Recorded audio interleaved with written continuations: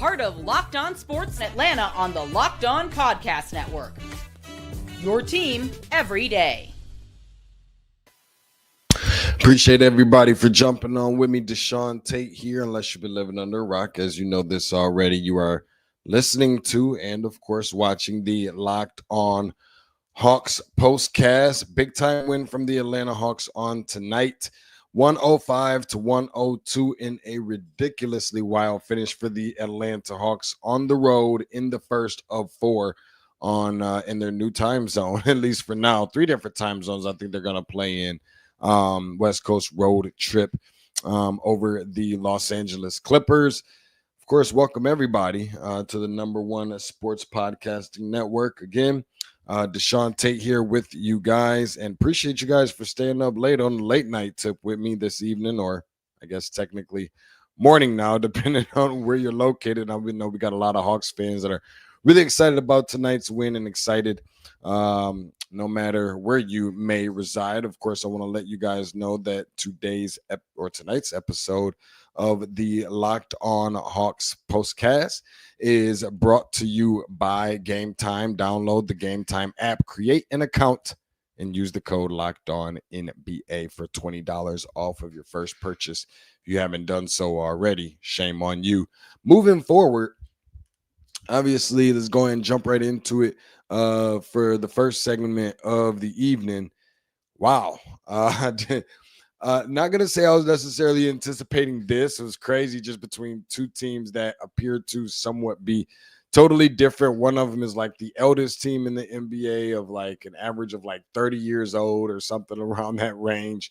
And then the other being the third youngest team, now talking about the Atlanta Hawks in the NBA. And without some players, of course, Chris Paul not playing on tonight. Kawhi Leonard, shocker, I guess, right? Nickeil Alexander-Walker still out. Trae Young still out. So still kind of dealing with some of the point guard issues. And I really just kind of believe that you really have to tip your cap to the Atlanta Hawks, if for nothing else, for that exact reason. I mean, I really feel like if you couldn't do anything else, you have to find solace, win, lose, or draw, in the fact that the Atlanta Hawks were able to kind of keep this game tight. We're able to keep it competitive. I get it. Maybe Bradley Beal wasn't out there tonight, or Kawhi Leonard wasn't out there tonight, or whatever, but still a Clippers team that has more than enough pieces on its roster full of talent. We're not saying that the Hawks are untalented, but certainly missing some key contributing guys. Also getting some back. Of course, Jalen Johnson played tonight, which I think was more than necessary.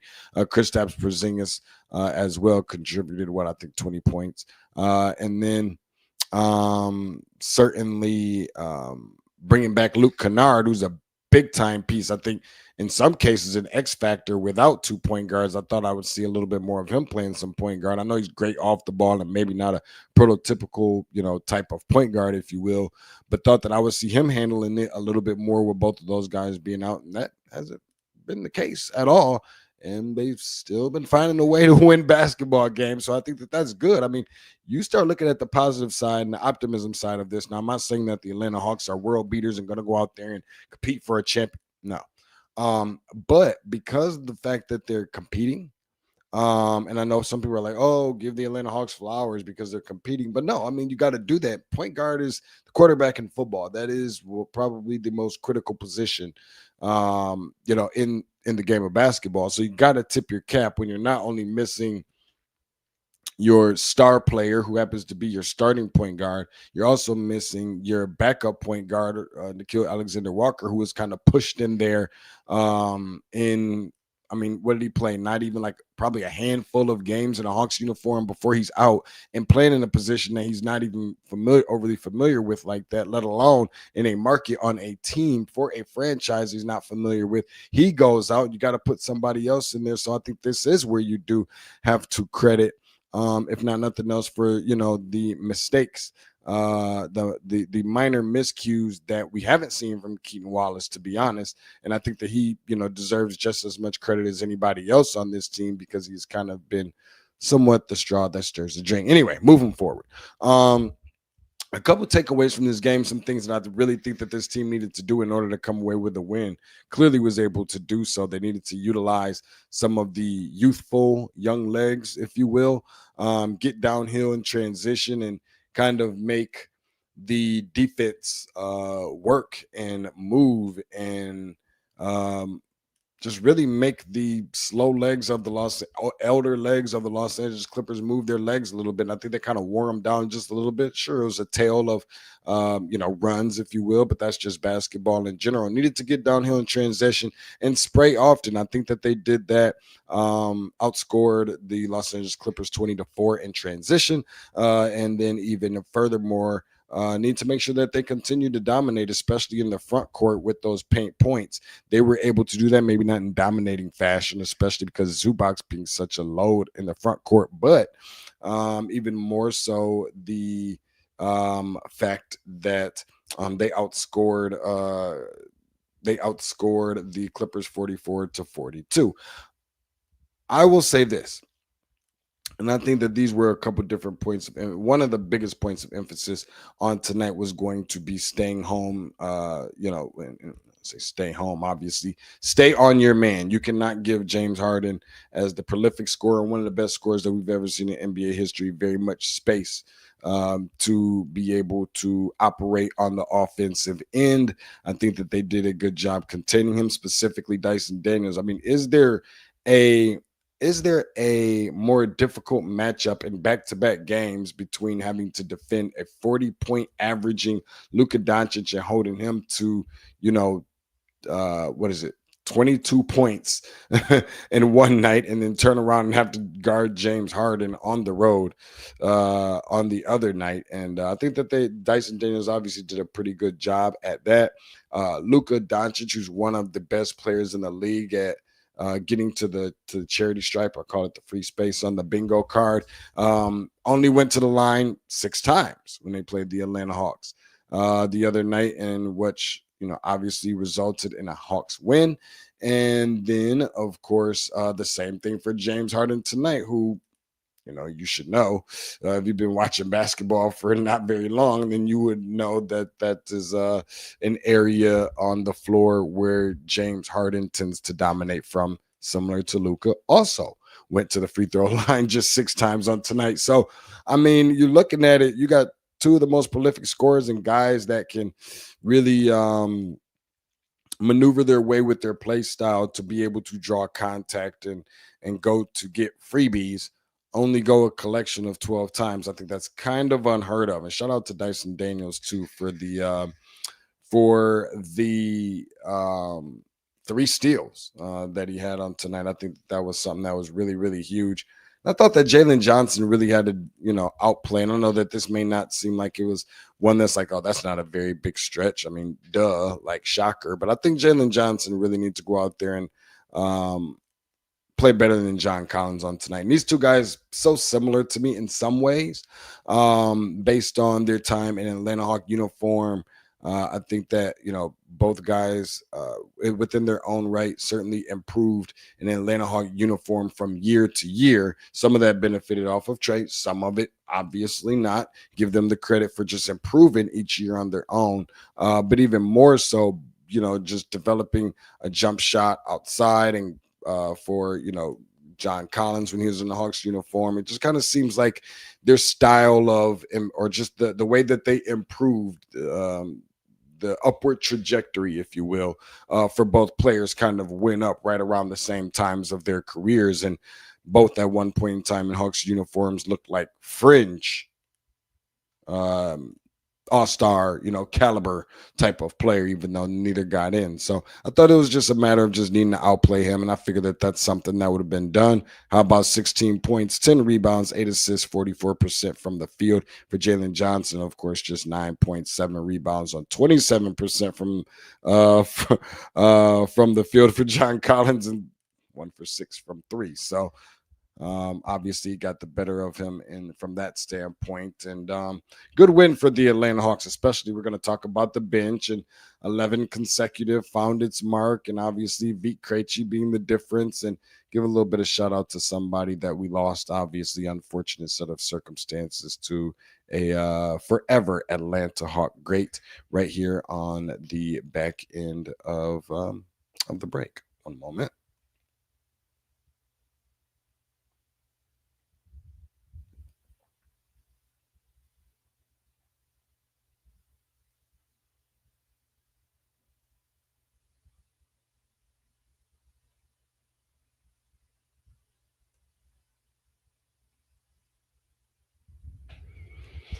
Your ambition has just officially met its match with Robinhood. You play for the win, not just on game day. Every day, in fact, locking in on every opening, beating your PR, beating it again, channel that drive into your money.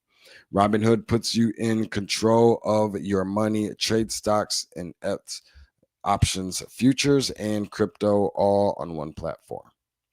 You can now build and execute your own trades from a desktop with Robinhood Legends advanced tools, or take advantage of the new Robinhood strategies with a tailored portfolio managed by a team of experts.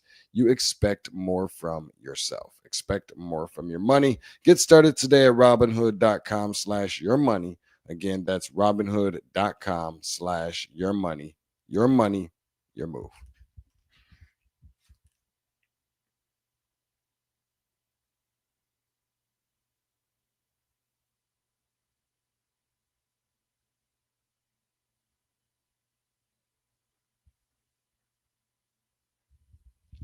Basketball season is officially here. Shocker. Nobody more excited than this guy, DeShaun Tate.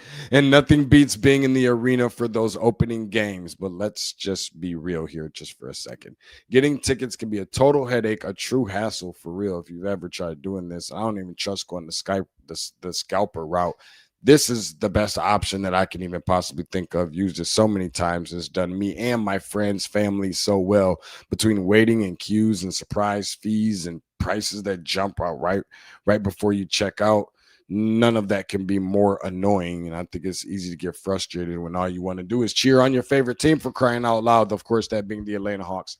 That's where Game Time comes in, the app that gives fans the advantage. It's your ultimate life hack for scoring amazing NBA tickets fast, easy, and stress-free. I remember I recently had used, Game Time to grab some seats for an Atlanta Hawks game recently for some family of mine. It couldn't have been more simple. Had great seats in just minutes, a snap of a finger, seconds, really, if I'm just being really transparent. And then their zone deals are a real game changer. You pick the section, Game Time picks your seats, and you save a whole lot of money. You can even find NBA tickets for under $25. Should I say it again? Under $25. You heard it correct. Take the guesswork out of buying NBA tickets with Game Time. Download the Game Time app, create an account, and use the code Locked On NBA for $20 off your first purchase. Terms do apply, of course. That's code LOCKEDONNBA, Locked On NBA, for $20 off. Swipe, tap, ticket, go.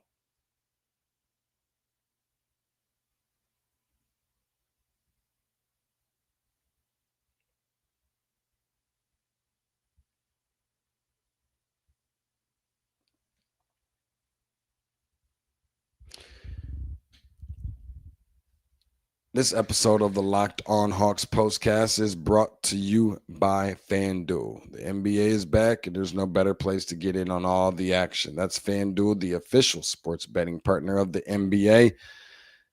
Even if you missed the start of the game, you want to kind of get in on some live action, if you will. FanDuel has the best live bets on everything from who will score next to potentially even some of the fourth quarter comebacks.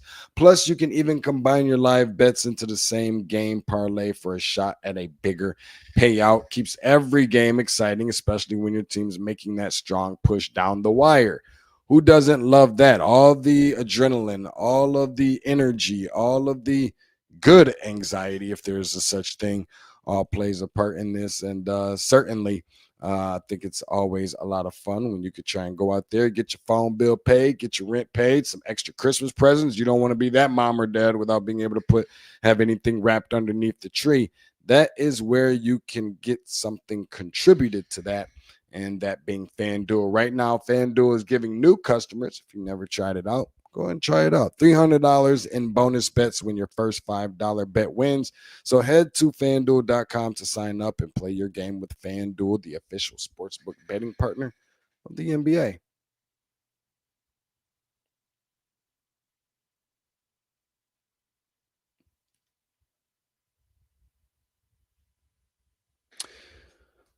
The Atlanta Hawks unfortunately lost a someone that I think that we can all consider to be a staple, a landmark of this city. A pillar of the Atlanta Hawks community, of the franchise, if you will. Lenny Wilkens passing away on today, I believe 88 years of age, on yesterday, excuse me. And it kind of felt like with some of the energy that the team had in the building on tonight, I think that they all kind of felt that in some ways. So we'd like to take this time here just for a second to, tribute and pay homage and remembrance of one of the all-time greats, not just players of the NBA, but also coaches in the NBA, that being Lenny Wilkens, in which he's marking as third all-time in wins with 1,332 and 310 wins in 7 seasons as the head coach of the Atlanta Hawks. And also remembering him, especially a lot of people, for the fact that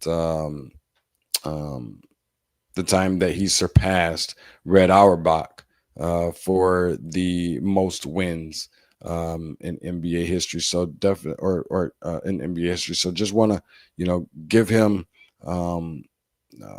give him and his family and everyone involved in the, that knew him, the Hawks, franchise, the organization, a big part of this, of the NBA, of this league, genuine and sincere condolences to everybody that has been impacted and affected. And as of now, we'll move forward into our Turning Point segment. Time to reveal where the game was won or lost. It's the Turning Point. It got a little bit tough for the Atlanta Hawks, just a little bit, who appeared to have clearly ended the quarter with only scoring 19 points, 1 for 8 from 3. Seems like there was a lid on this thing, and that's kind of what feel like, it's almost like a Toronto Raptors game all over again, some way, somehow. The Clippers start out the game on a 12-2 run, but nonetheless, it became really tough because that was followed up by the Los Angeles Clippers going on a 10-0 run over the span of 5 minutes. No field goals converted for the Atlanta Hawks, and it was really about to get out of hand as the Hawks went down by 17 points. But lo and behold, here comes this guy. I call him number 99. A buddy of mine, Caleb Johnson. Make sure you go check him out at the Locked On Georgia Tech channel that we have now, him and my boy Jarvis Davis, who does a fantastic job. But me and Caleb have a lot of fun joking around, calling Vit Krejci when he first came in to the league, and obviously in a Hawks uniform, I was somewhat kind of facetiously calling him number 99 because it's just like, who is this dude anyways? And who this dude is showed me up rather, being someone who led the team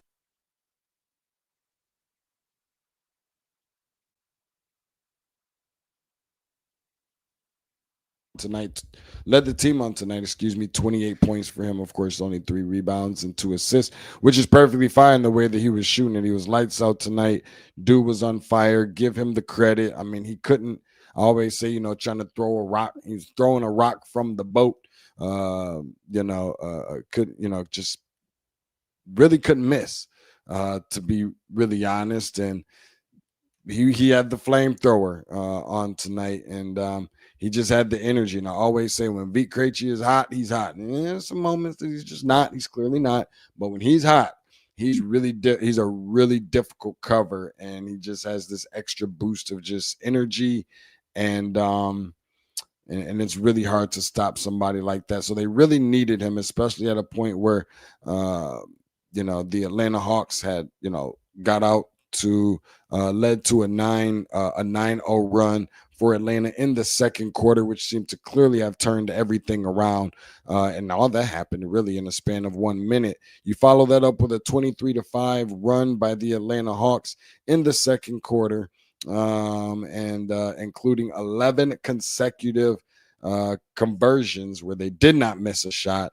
I think ultimately that is what helped assist the Atlanta Hawks to not only kind of getting back in this game, but I think probably the most impressive part to all of this was like not just staying in the game, but felt like it's their game to lose. And they had to answer every single time that the Los Angeles Clippers, was trying to make a run to try and get back into the game. So, give them credit for going down 17, coming all the way back, going up by about 8 or 10. And even though it felt like that lead was going to slip away, there aren't very many times where I feel really, really confident to be able to say the Atlanta Hawks put the exclamation on this and said, you know what, we're not going to roll over and die. We're not going to give up our lead. We're going to keep our foot on the gas pedal and we're not going to, give up. And that they didn't. I think that's where you got to give them some credit, because there's been far too many games in the past, and even so far this season, that we've seen where they had a comfortable lead and then the other team came back. I just mentioned the Toronto game the other night, and they ended up giving it away. A lot of times that happens at home. I don't know why they're playing so much better on the road than they are at home, for whatever reason that is. But nonetheless, it's something that is happening. So definitely got to give them some credit, because during that stretch, the Los Angeles Clippers shot 2 for 10 from the field and had 2 turnovers as well. So, when you start talking about back-to-back traveling violations, turnovers between Dyson Daniels and Onyeka Okongwu, followed by a shot clock violation in the fourth quarter, gave the Los Angeles Clippers a little bit of hope, but the Atlanta Hawks was able to yet still prevail.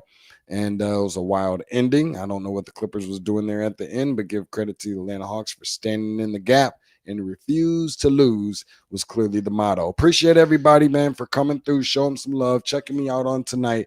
I know everybody's looking forward to getting ready for Tanisha to come back and join me. She'll be back for me on the next game, but even more so for Brad Rowland, who's going to be coming up next. Show my boy some love. This dude knows what he's talking about. Very intelligent, very smart. Been doing this for a long time. Locked on Hawks. POSTCAST closing out with DeShaun Tate. Get ready. Coming up next, Locked on Hawks podcast with Brad Rowland. Appreciate everybody for showing some love and coming up tonight. Peace up, A-Town down. Go Hawks. Time to reveal where the game was won or lost. It's the turning point.